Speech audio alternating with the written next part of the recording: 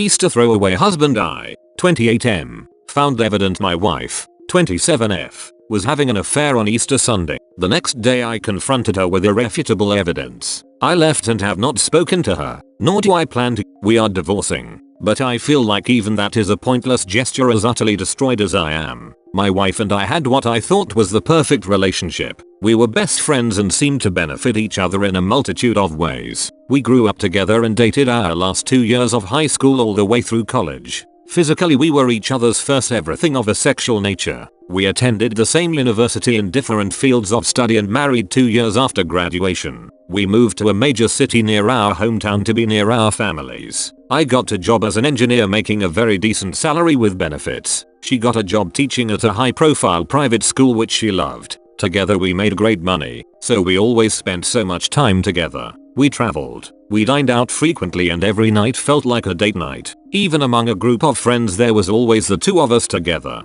We were so stupidly happy they could have put our goofy love grins as the sample photo in picture frames for sale. Our sex life was great and had always been. Less than 4 times a week was considered a dry spell for us. We had a great life in general. Well, at least that's what I thought. I thought we have had a great life together. But I've come to realize all of that was a lie. We were planning to try and have children soon. This totally blindsided me. I cannot stop crying. I wanted to be a father someday. Now that's an impossibility. Easter morning at the break of dawn, we were supposed to help at our church hiding Easter eggs on the property for kids to find later. We got up and threw on some clothes without showering before driving to the church together. We groggily helped hide obvious eggs for the small children and more secretive eggs for the older kids later that day. My wife took many pictures on her phone of us as well as many members of the congregation. We all ended up having coffee and donuts while conversing before heading home. I'd driven to the church, but I got my wife to drive us home. She commented she was going back to bed for a few hours when we got back. I wanted to preview the college basketball championship game the next night. Because my father was a Baylor graduate, we'd brought my wife's iPad along, which I used all the time like it was my very own. I never expected to see anything, and she didn't anticipate it showing me anything.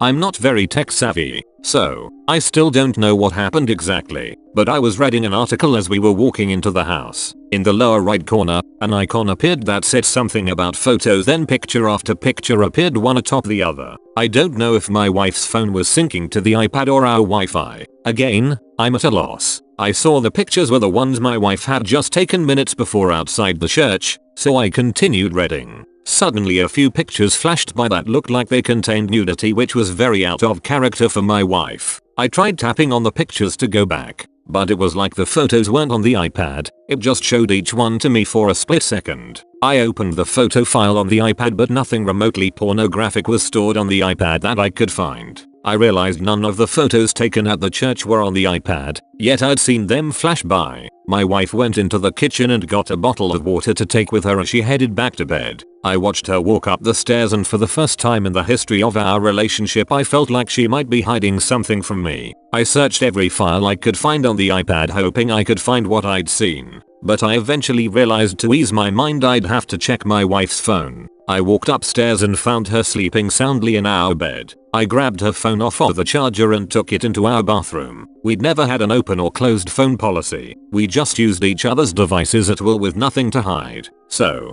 discovering her passcode had been changed made my heart nearly stop. I tried it again and again at different speeds. No doubt, it had been changed. My eyes welled up with tears just knowing my wife was probably hiding something from me. It was a sign that there was something unknown to me that I truly needed to know. I walked back in the bedroom and placed her phone back in the charger. Part of me wanted to believe I was crazy or that I just thought I saw something risque, but my mind was playing tricks on me. I had actually imagined discovering what I saw was nothing carnal and laughing about what I thought it actually was. But the passcode got me. I tried acting as normally as possible. She knew me better than anyone, so keeping all emotions welled up while at the same time being sneaky was difficult. But late that afternoon when she was in the kitchen, I heard her text alert. I popped around the corner just in time to see her enter a brand new code. So, I knew I wasn't losing my mind completely. Later that night after she'd gone to bed, I again took her phone into the bathroom. I entered the new code and opened her photos file.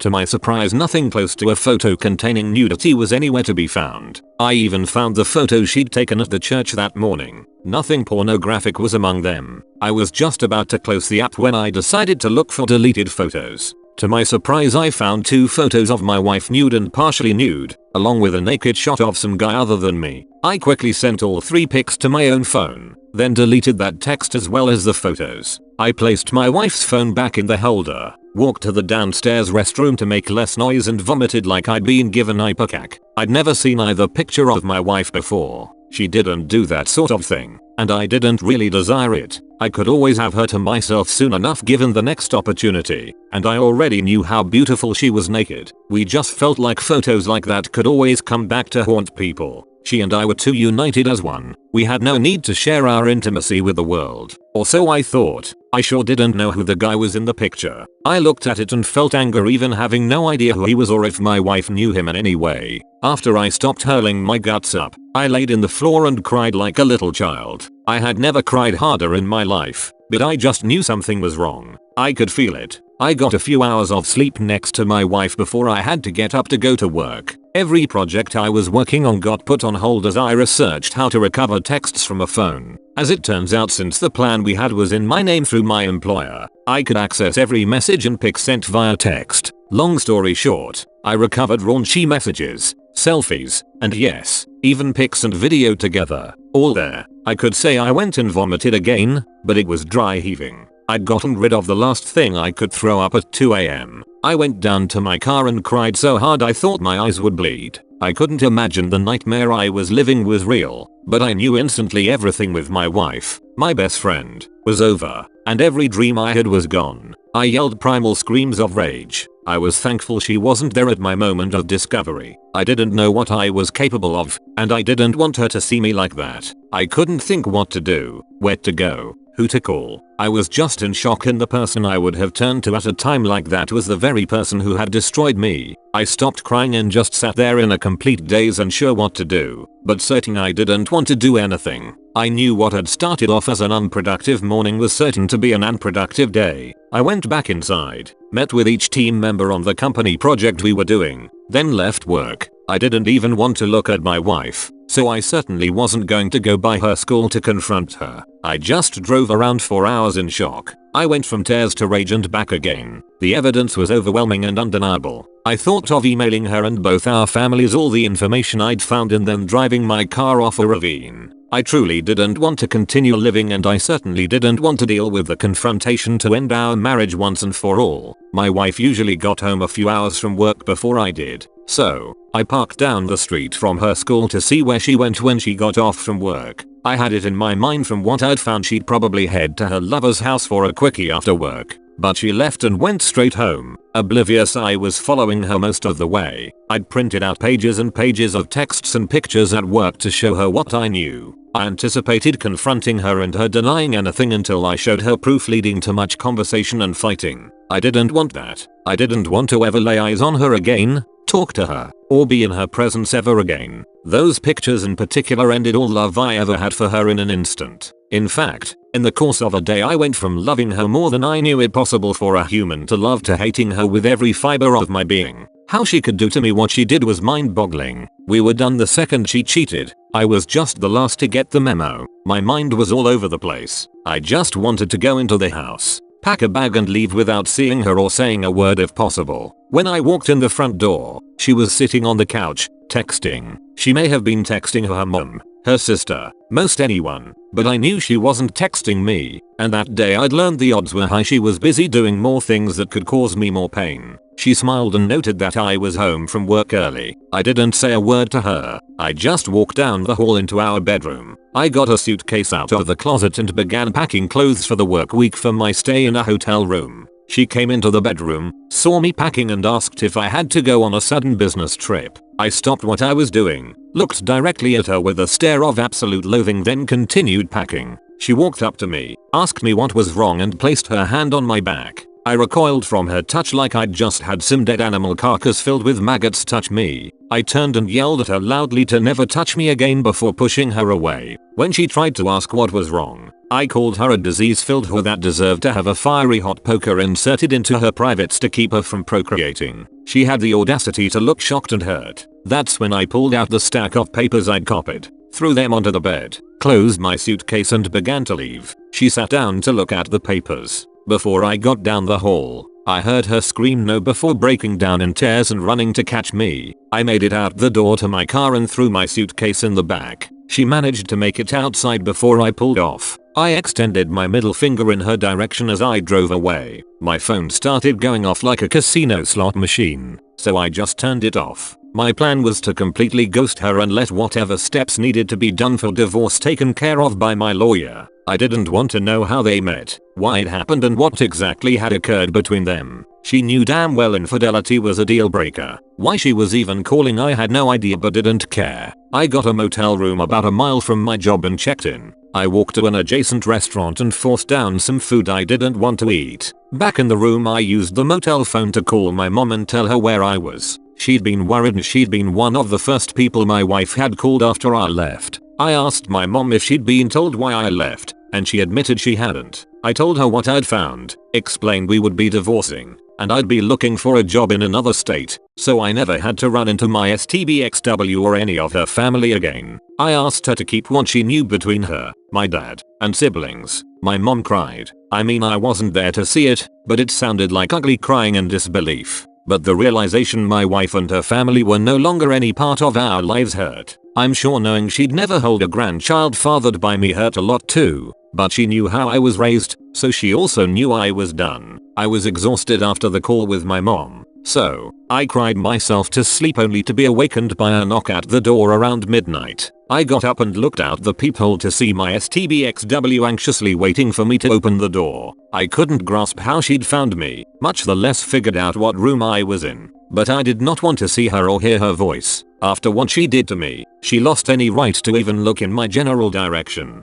So again, I used the motel phone, but instead of calling my mom I called the local police. I stayed on the line explaining the situation as they sent 2 officers. I watched as the police removed my STBXW from in front of the door and led her over to the squad car. Then one officer knocked on the door and I let him into the room. He assured me they wouldn't let my wife in and asked how I wanted them to proceed. I explained I wanted her to leave me alone and I wanted absolutely no contact with her ever again. He and I filled out all the necessary paperwork for a restraining order. He made sure the RO was what I wanted since it would limit me from being able to go back to my house on my own to get things without police escort. I told him I never wanted to enter that house again. I was done with her and she could have eaten the rest of our belongings. He got her to sign the RO. I watched her and the cops drive away, then went back to bed for a few hours. I made it to work the next day. Everyone asked how I was feeling since they all thought I left due to being ill. I told them I still felt a bit under the weather and told them I'd be working in my office all day just in case what I had was contagious. I called my boss and asked him for a good time to meet in my office.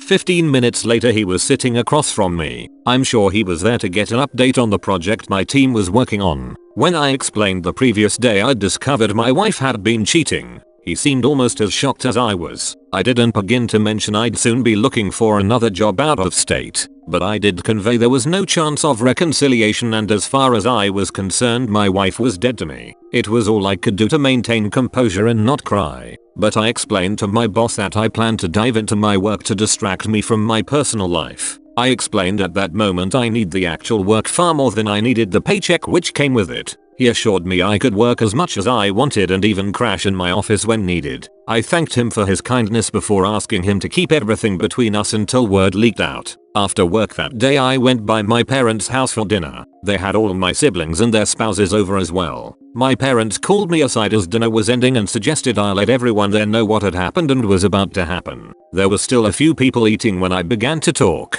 but the news sort of ruined everyone's appetites. They all were as shocked and enraged as I had been. 2 of my siblings had gotten calls from my ex when I left and had felt sorry for her. Both wished they'd known what was going down so they could have given her a piece of their minds. I assured them and the rest of my family I just wanted my wife, and anyone related to her ignored, blocked from contact and ostracized. I explained it wasn't her family's fault that my wife is a worthless whore, and my wife had proved she was unworthy of any attention positive or negative sent her way. I then explained I would be looking for a new job in another state over the coming weeks. Some family members were angered. They weren't mad at me for feeling that is what I needed to do. They were mad my wife sinned, and I was being punished by being removed from those that love and care about me. It didn't seem even remotely fair, I agreed. But the chances of getting every human related to her to leave the state out of shame wasn't happening. The next day I met with my lawyer for the first time. We live in an at-fault state, so the stack of papers proving infidelity was a welcome sight to her. I tried to approach that meeting with 100% logic and no emotion. All emotions are temporary, and letting your emotions lead you through life is a recipe for utter chaos. I explained she and her staff would need to be the go-between for my wife and I until the divorce was finalized. I also explained there was a restraining order in place. I told her I didn't care about any of our possessions. Everything we owned reminded me of my STBXW, so I didn't want a single item of the house we lived in.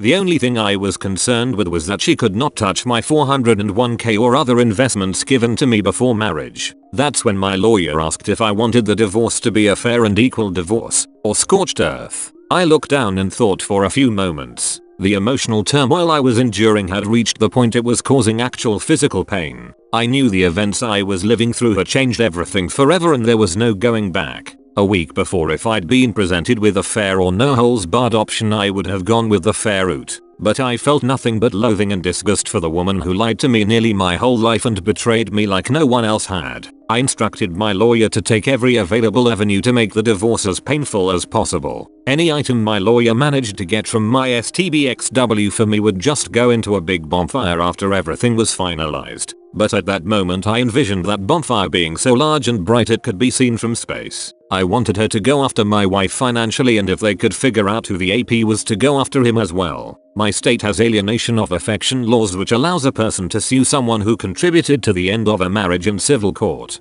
I told my lawyer if they discovered he is in a relationship to contact his partner. In short, I wanted to make everything hell on earth for them both. I wanted to convey to my wife I hated her beyond words, and I was out for blood. I wanted to destroy her life like she'd so casually destroyed mine and let the pieces fall where they may. My lawyer called me at work today to let me know my wife had been served at her job. She asked me to come by after work to talk with the messenger they'd sent to serve my wife papers. Just knowing she'd been served and was grasping I would never be any part of her life again was enough. But I decided to listen to the messenger in the sole hopes he might tell me my STBXW jumped out of a window after being served. He and I sat in an office without my lawyer present as he explained he'd taken the paperwork by the school at around 10 AM. He checked in with the front office as a courier and a member of the faculty led him to my wife's classroom. She was in the middle of a lesson as the employee opened the door. The courier said he walked past the staff member, asked my wife to verify her name and told her she had now been served with official divorce papers due to infidelity. He said my STBXW was obviously shocked at the speed I was moving,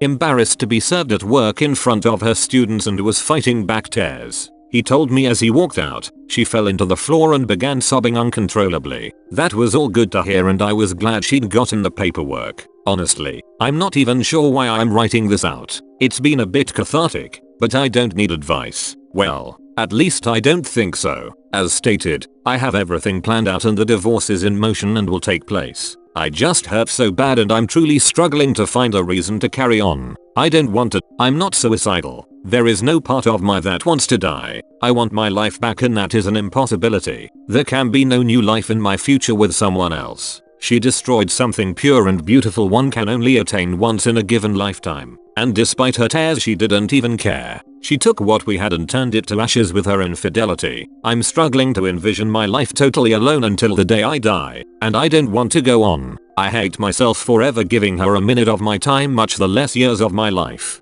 I feel like my entire life has been and will be a wasted life. Sure, I have a career and the capacity to move on, but doing it alone the rest of my days is just overwhelming me. I suppose I need to explain why I said I will never be a father and will be alone from here on out. But I was raised a certain way with a certain mindset. My wife was raised this way as well. It's one of the reasons we were so close. I guess in the end she didn't give a damn about her proper upbringing and decided to destroy us both in the process. I was raised to believe that humans were never meant to run around saying oats and having meaningless tawdry sex with random hookups. I believe the most ideal relationship a human can achieve in this life is one where the two have only known each other. I understand in these modern times that point of view sounds archaic to most if not all, but two people discovering intimacy together. Every act of intimacy is a beautiful thing. Nobody has to worry about past partners. Nobody has to worry about diseases and pregnancy. Nobody has to worry they aren't doing something as well as a previous partner they so had, because there were no other partners. You learn together. You grow together. Instead of living a life that would remove any possibility of STDs, unwanted pregnancy, paternity fraud, etc. Our world has made ways to correct those mistakes instead of having to face the consequences of foolish people. Two become one, and nothing can come between them. Or that's what I was led to believe. That is the way romantic relationships were meant to be. But humanity has run away from that mindset. That's what my wife claimed to believe to me more times than I could count. I couldn't begin to tell how many times my wife claimed to be grateful we lived our lives the way we did. She said she cherished the fact that we could know each other in a way few people can anymore. I guess that was all bullshit lies. But it doesn't even matter anymore. Because of that mindset there can never be reconciliation. And there is no way I could ever view her as attractive after seeing what she was doing behind my back. 1,000 gallons of bleach and a pressure washer couldn't remove the diseased infidelity filth she subjected me to. I view her as defiled, diseased and dirty. A week ago, I could just think about my wife and get aroused. Now she could lay before me naked and ready, and my reaction would be to spit on her in disgust before again vomiting. And as I have known someone else, I can never have that bond with another human. I couldn't date a virgin even if I wanted to, because due to my relationship with my wife, I couldn't be what that hypothetical virgin deserves. I'm sure I will get some hate from various progressive readers who view sex as something to do with random people for fun and list sex as a hobby on their Facebook page. That's all fine and smurfy. Opinions differ and I know my viewpoint is far from standard anymore. But one man and one woman is the way it has always been supposed to be. My wife turned out to be a lecherous Jezebel cum dumpster. So that's my loss and my own stupidity for choosing so poorly. I just don't think it's fair that I didn't commit the sin, but I'm the one who has to endure the whole of life the rest of my days totally alone. Edit. Those private messaging me with harsh messages about the words one man and one woman being homophobic. It was not meant that way. I meant it to mean two people. And regardless of gender, I do feel like two people in one lifelong bond is best. And I'm standing by that. But I'm not editing it after the fact now that it's been posted. So save your time messaging me trying to claim I am anti-gay. What any two people do in the privacy of their own company is their business and certainly none of mine. I cannot stress enough I don't care about anyone's sex life. Straight, gay, whatever. I don't care. It's a major reason I don't want to know any more specifics about my wife's affair. And now for some top comments. My dude, you have to do you. I'm on your side. I hope you can find peace along with a wonderful faithful woman who will love and appreciate you. Your story is truly shocking. My prayers are with you. My first marriage ended with infidelity. Whoa, that was hard to read. Even brought tears to my eyes. My first wife cheated on me. I dumped all of her stuff out in his yard at 2 AM and went back to work. I'm sorry about this. I wish people would think about how it affects others when they get caught. Hatred is absolutely appropriate at this point. If he likes later he can change it. Those of you talking religion as a reason for him to forgive the cheater should really check out the biblical penalties for adultery. You're doing everything appropriately.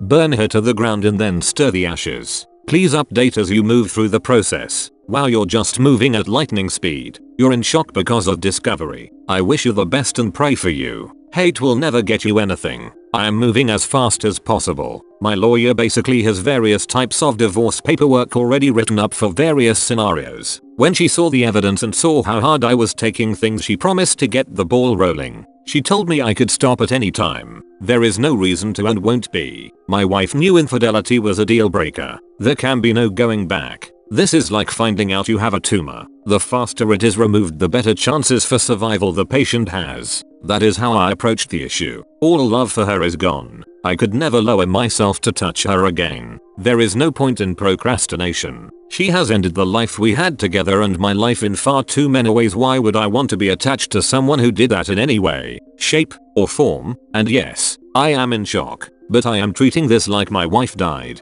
because part of me, A part of me I hate is in fact mourning the loss of her, but that is logical. Again, it is like losing an arm or leg to cancer. Part of you is being removed forever. Hate, I'm afraid, is stronger than love ever will be in this life. Love is fragile, but hate is strong. Look around the world if you think I'm wrong. We hate each other down deep. We're also divided into little divisions that make others enemies just by existing. That's why what my wife has done is so heinous. She took a rare beautiful example of genuine love and defiled it. The fact she could do that is an act of hate. No love was involved in her actions. At least not for me. But you are right. Hate will never get me anything. But love has now taken everything from me. So what do you guys think? Leave your comments down below. And don't forget to like, subscribe and turn on the bell notification for future videos. In the meantime, check out these amazing stories. Peace.